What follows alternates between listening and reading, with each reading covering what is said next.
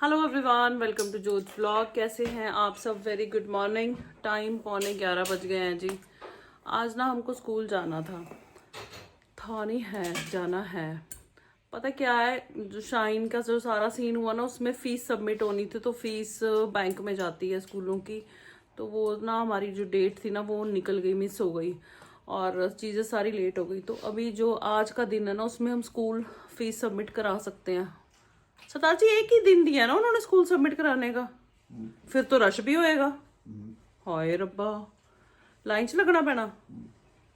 तुसी लगे हो। तो आज ना उस वजह से स्कूल जाना था।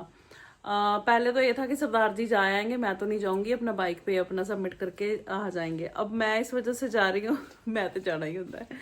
नहीं, मैं ऐसे नहीं जा रही, घूमने फिरने नहीं जा रही। तो शाइन के ना, जैसे देखो लगभग 1 महीना हो गया स्कूल नहीं गई, तो सारा थर्ड टर्म का ना सिस्टम हिल गया सारा ही। तो वो कुछ चीज़ें ना बुक में मार्क करनी है, वो जाके ही होएंगी। तो उसकी वजह से फिर बुक मार्किंग करनी है और वो सारा सीन है। कुछ 1-2 सब्जेक्ट, शाइन दो सब्जेक्ट्स का ही है कि 3 का है? 2 का ही है। तो इसको भी साथ में लेके जाना है। तो इस वजह से फिर मुझे तो जाना ही था। मुझे ना भी जाना हो ना, मुझे जाना पड़ जाता है।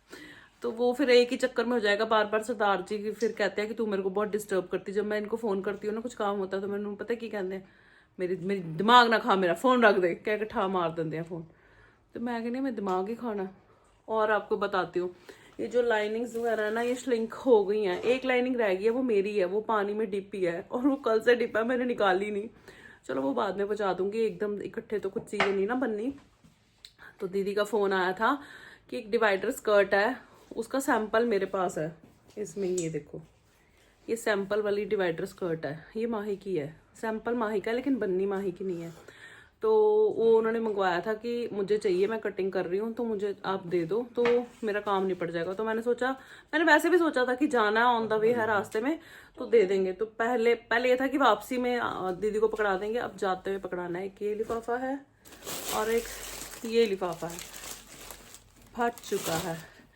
तो ये करना है। सरदार जी जाते जाते फड़ाना, तुम फिर दुकान तो खोलनी होनी है, बोलत ना ही हो। मैंने ना सुबह सुबह सैंडविच बनाए थे गर्मा गर्म। सरदार जी ने पग बनने ਨੂੰ ਤੇ ਤੀਜੀ ਵਾਰ ਚ ਪੱਗ ਬੰਨੀ ਹੈ, ਜੋ ਪਤਾ ਨਹੀਂ ਕਿਉਂ ਬੰਨ ਲਈ ਢਾਲੀ ਪਤਾ ਨਹੀਂ ਕੀ ਕਰੀ ਗਏ ਹੈ। ਕੀ ਗੱਲ ਸੀ ਮੈਂ ਦੱਸਦੀ ਆ। ਪਿਕਚਰ ਲਾਈ ਵੀ ਸੀ ਨਾਲ, ਧਿਆਨ ਤੇ ਪਿਕਚਰ ਚ ਵੜਿਆ ਹੋਇਆ ਸੀਗਾ। ਫਿਰ ਮੈਂ ਟੀਵੀ ਬੰਦ ਕੀਤਾ ਗੁੱਸੇ ਚ, ਤਾਂ ਪੱਗ ਬੰਨ ਹੋਈ ਸਰਦਾਰ ਜੀ ਕੋਲ। ਮੈਂ ਤੁਹਾਨੂੰ ਦਿਖਾਉਂਦੀ ਆ, ਦਿਖਾਦਾ।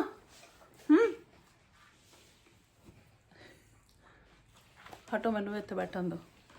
ਤੇ ਫਿਰ ਹੁਣ ਠੰਡੇ ਸੈਂਡਵਿਚ ਖਾਂਦੇ ਪਏ ਹੋ, ਚਾਹ ਦੁਬਾਰਾ ਗਰਮ ਕਰਕੇ ਦਿੱਤੀ, ਕੀ ਫਾਇਦਾ ਹੋਇਆ ਦੱਸੋ ਦੱਸੋ। ਮੈਂ ਕਿੰਨਾ ਸੋਹਣਾ ਲੱਗਦਾ ਵਿੱਚ ਦੇਖਦਾ ਸੀ। ਚੱਲ ਕੱਲ ਚਲੋ ਉਹ ਦੇਖਦੇ ਸੀ। ਹਾਂ ਮੈਂ ਦੇਖ ਲਿਆ ਕੱਲ। ਨਾਲ ਪਤਲੇ ਕੋਲ ਬੈਠੀ ਮੈਂ ਤਾਂ ਸ਼ਕਲੋਂ ਬਸ਼ਕਲ ਹੋਈ ਪਈ, ਮੈਨੂੰ ਤਾਂ ਇਹ ਦਿਖੀ ਜਾਂਦਾ ਆਪਣਾ। ਮੈਨੂੰ ਇੰਨਾ ਬੁਰਾ ਲੱਗਦਾ ਨਾ। ਦਵਾਈ ਲਾਣੀ ਨਹੀਂ ਹੈ ਜਦ ਲਾਈ ਆ ਯਾਰ, ਦਵਾਈ ਨਹੀਂ, ਮੋਇਸਚਰਾਈਜ਼ਰ ਲਾਇਆ। ਮੈਂ ਤਾਂ ਆਪਣੇ ਆਪ ਨੂੰ ਕਹਿ ਕੇ ਹੀ ਨਜ਼ਰ ਲਾ ਲੈਂਦੀ ਆ। ਸੱਚੀ ਪਿਛਲੇ ਸਾਲ ਮੋਇਸਚਰਾਈਜ਼ਰ ਲਾ ਕੇ ਨਾ ਬੜਾ ਸੋਹਣਾ ਰਿਹਾ, ਤੇ ਮੈਂ ਵੀਡੀਓ 'ਚ ਵੀ ਬੜਾ ਸੋਹਣਾ ਕਹਿਤਾ ਕਿ ਹੁਣ ਮੈਨੂੰ ਦਵਾਈ ਦੀ ਲੋੜ ਨਹੀਂ ਪੈਂਦੀ। ਤੇ ਲੋਕ ਹੋ ਗਿਆ, ਇਹ ਕਹਿੰਦਾ ਮੈਂ ਆ ਗਿਆ, ਮੈਨੂੰ ਹੁਣ ਦਵਾਈ ਦੇ ਦਵਾਈ ਲਿਆਣੀ ਪੈਣੀ। ਪਹਿਲੇ ਕਾਰਡ ਲੱਭਣਾ ਪੈਣਾ, ਕਿਉਂਕਿ ਸਰਦਾਰ ਜੀ 2 ਸਾਲ ਤੋਂ ਤਾਂ ਮੈਂ ਯੂਜ਼ ਹੀ ਨਹੀਂ ਕੀਤੀ ਦਵਾਈ। ਬਸ ਵਧੀਆ, ਫਿਰ ਤਾਂ ਵਧਾਈਆਂ ਹੁਣ। लोड ही नहीं पई। जैसे सर्दी आती है ना, तो स्पॉट सारे फेस के निकल के बाहर आ जाते हैं। ਤੂੰ ਠੰਡੇ ਪਾਣੀ ਨਾਲ ਆ, ਚਿਲਡ ਵਾਟਰ ਨਾਲ, ताकि मैं अंदर ही मर जावां। हैं ਤੁਸੀਂ ਠੰਡੇ ਪਾਣੀ ਨਾਲ ਨਹਾਉਂਦੇ ਹੋ? ਅੱਛਾ ਰਹਿਣ ਦੋ। ਉੱਠ ਕੇ ਪਹਿਲੇ ਗੀਜ਼ਰ ਤੇ ਤੁਹਾਡਾ ਮੈਂ ਔਨ ਕਰਦੀ ਆ। ਤੈਂ ਔਨ ਕੀਤਾ ਹੁੰਦਾ, ਮੈਂ ਤਾਂ ਠੰਡੇ ਪਾਣੀ ਨਾਲ ਨਹਾਉਂਦਾ। अच्छा, कल तो नहीं करांगी। उठते ही मैं पहले वॉशरूम जाती हूँ, गीजर ऑन करती हूँ सबसे पहले, कि बच्चों को भी चाहिए, सरदार जी को भी चाहिए। कल से नहीं करूंगी, कल से नहीं करूंगी मैं। बच्चों को भी चाहिए पहले बच्चों को भी चाहिए, सरदार जी को भी चाहिए। फिर चलो थोड़ा थोड़ा मिक्स करके, चल अच्छा बच्चों वास्ते थोड़ा जा गर्म करके फिर गीजर बंद कर दिया करेंगे। अगे तो ऑन कर दिया ना, बंद मैं नहीं करती, बंद तुसी कर दो। हुण मैं फिर ऑन करके बंद करके जिन्ना चाहिए ते फिर मैं बंद कर दूंगी। ठीक है। व्लॉग शुरू की करना, लड़न बैठ जाने हैं। चलो जल्दी करो, लेट हो गया।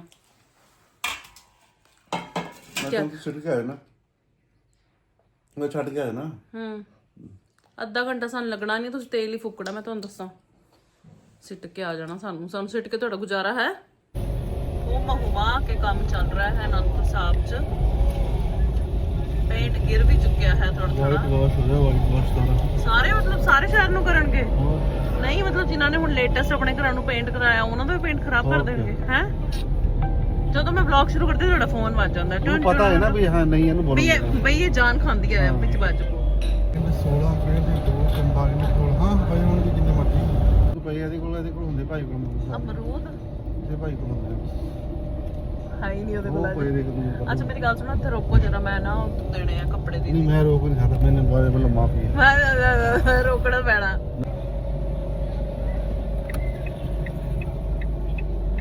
ਸੰਗਤ ਤਾਂ ਸਰਦਾਰ ਜੀ ਮੈਨੂੰ ਐਵੇਂ ਲੱਗਦਾ ਕਿ ਹੁਣ ਜਿਹੜੇ ਸ਼ਹੀਦੀ ਦਿਨ ਆਣਗੇ ਉਹ ਦਸੰਬਰ ਚ ਉਦੋਂ ਤੱਕ ਸੰਗਤ ਦਾ ਆਵਾਗਮਨ ਰਹੇਗਾ ਹੀ ਹਨਾ ਆਈ ਜਾਏਗੀ ਸੰਗਤ ਫਿਰ ਅੱਗੇ ਨਵਾਂ ਸਾਲ ਆ ਜਾਣਾ ਹਨਾ ਸੰਗਤ ਤਾਂ ਵੈਸੇ ਮੈਨੂੰ ਲੱਗਦਾ 20-25 ਦਿਨਾਂ ਤੋਂ ਆ ਹੀ ਰਹੀ ਹੈ ਹਨਾ ਜਿਨ੍ਹਾਂ ਨੂੰ ਕਈਆਂ ਨੂੰ ਹੁੰਦਾ ਕਿ ਪਹਿਲੇ ਆ ਜਾਓ ਕਈਆਂ ਨੂੰ ਹੁੰਦਾ ਕਿ ਬਾਅਦ ਚ ਆ ਜਾਓ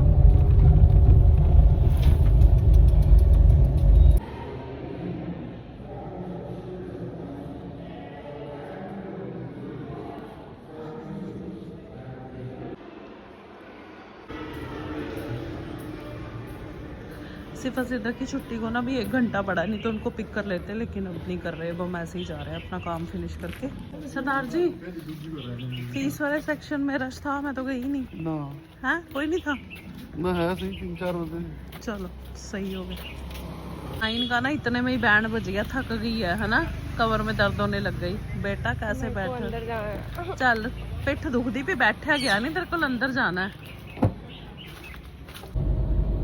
ਤੁਸੀਂ ਮੇਰੇ ਤੋਂ 2000 ਰੁਪਏ ਲੁੱਟ ਚੁੱਕੇ ਹੋ ਹੁਣ ਮੈਨੂੰ ਮੱਖਣ ਮੁੱਖਣ ਲਾ ਕੇ ਮੇਰੇ ਵਾਪਸ ਕਰਨੇ ਆ ਤੁਸੀਂ ਮੈਨੂੰ ਲੱਗਦਾ ਅੱਜ ਵਾਲੇ ਵਲੌਗ ਦਾ ਨਾ ਮੈਂ ਟਾਈਟਲ ਰੱਖਣਾ ਲੜਾਈ ਵਾਲਾ ਵਲੌਗ ਅੱਜ ਲੜਦੇ ਹੀ ਪਏ ਆ ਸਵੇਰ ਦੇ 2000 ਰੁਪਏ ਲੁੱਟ ਲਿਆ ਤੁਸੀਂ ਮੇਰੇ ਤੋਂ ਫੀਸ ਵਿੱਚ ਇਹ ਸੱਕ ਜੋ ਹੈ ਹੀ ਨਹੀਂ ਬਲਕ ਨਹੀਂ ਹਾਂ ਮੈਂ ਲੁੱਟਣ और से देखो इस व्यक्ति को ਅਸੀਂ ਤਾਂ ਡਾਕੇ ਮਾਰੇ ਜਦੋਂ ਮਾਰੇ ਡਾਕੇ ਮਾਰੇ ਦਿਖਿਆ ਤਾਂ ਨਹੀਂ ਮੈਨੂੰ 18 ਸਾਲਾਂ ਚ ਤਾਂ ਡਾਕੇ ਮਾਰੇ ਹੋਏ ਕਿਧਰੇ ਮੇਰੇ ਹੈ ਘਰ ਵਾਲੀ ਦੇ ਪਾਸ ਘਰ ਵਾਲੀ ਦੇ ਪੈਸਿਆਂ ਦੇ ਮਾਰੇ ਮੇਰੇ ਪੈਸੇ ਮੋੜ ਦਿਓ ਯਾਰ ਇਦਾਂ ਨਾ ਕਰਿਆ ਕਰੋ ਗਰੀਬ ਮਾਰ ਨਹੀਂ ਕਰੀਦੀ ਹੁੰਦੀ ਦੱਸ ਮੈਂ ਕਿੱਥੇ ਜਾਵਾਂ ਬਦਦੁਆ ਲੱਗ ਜਾਂਦੀ ਦੇਖੋ ਤੁਹਾਨੂੰ ਪਾਰਕਿੰਗ ਨਹੀਂ ਮਿਲ ਰਹੀ ਹੁਣ ਇਸ ਟਾਈਮ ਕੋਈ ਅਨੰਦਪੁਰ ਸਾਹਿਬ ਚ ਬੁਰਾ ਹਾਲ ਹੈ ਜੀ ਸੰਗਤ ਆਈ ਹੋਈ ਹੈ ਨਾ ਜ਼ਿਆਦਾ ਤੇ ਪਾਰਕਿੰਗ ਦੀ ਬੜੀ ਦਿੱਕਤ ਆ ਰਹੀ ਹੈ ਚਲੋ ਕੋਈ ਗੱਲ ਨਹੀਂ ਥੋੜੇ ਦਿਨ ਦੀ ਗੱਲ ਹੈ ਫਿਰ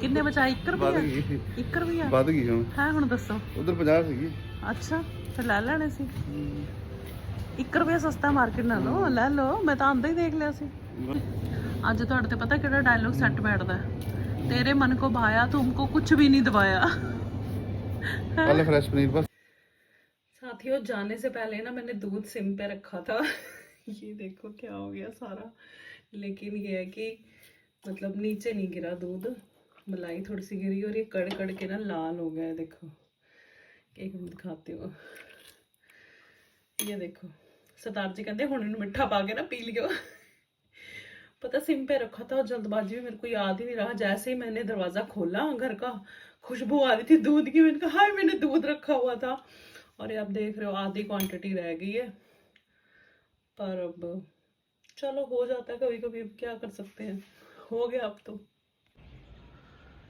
अच्छा साथियों धूप अच्छी खासी है तो फिर मैं ये सामान धूप में रखने के लिए आई थी ये आंवले हैं ये साबुत धनिया है इसके साथ कोई कनेक्शन नहीं है वो है हरी मिर्च और ये इन्नू सा अदरक सबको धूप लगवानी थी तो धूप वाला सीन था तो मैंने कहा यहाँ थोड़ी देर रख देती हूँ 1-2 घंटे की भी लग गई तो सही हो जाएगा साथ में मिक्सी वाला जार भी रख दिया हूँ बाबा जी शाम ना हो जाए कितने भूल ही ना जावा 1-2 घंटे में चक्कर लगाऊंगी फिर उठा लूँगी इसको ज़्यादा धूप चाहिए बाकी सब तो हो जाएगा एक सोच रही हूँ इसको कपड़े पे बिछा दूँ समझ में नहीं आ रहा क्या करूँ चलो देखती हूँ